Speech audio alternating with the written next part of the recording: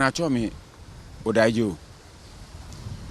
nungwa inshona ntashini iyo yene afane mi black fo na deche enungwa inshona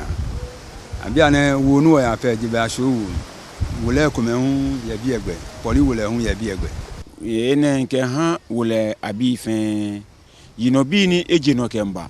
wo beni wo jino wo ba himeji ni twon wo ni chumo wo gbojo wo ha ame na me gbla ni bi ame twon wo ana ngunami ke nyon ene ke nyon kan bonin so ba fi han ni ko na so no pe e kanya bo ake wo ya wo ko temini wo ba na lo obrayin bi enje no kemba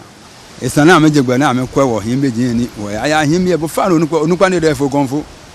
noko no le ni ko twon gbomo esani gbomo anwa atwinsi ni kwe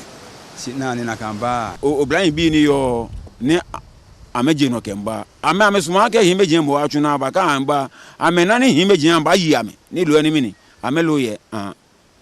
amedi ni suban gbohin ameko amefun amenu won pa amefai ame nakan bia na efen no ba hye onye mantile mpode nche ahyele week enye maami ehin no kofi mu won pa amefai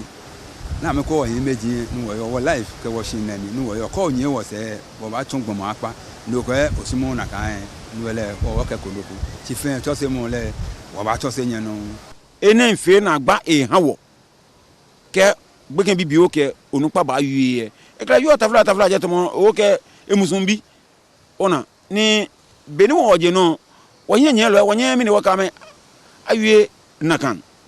wo won pafai bibi eni ba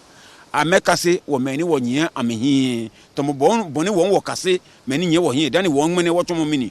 onupa ame o e ba sha me no ame ba tomo onupa wo ka me ke suban papa eje shishin ame meni ba ba ame se na kan suban gbonyo ba ko na npa fi ame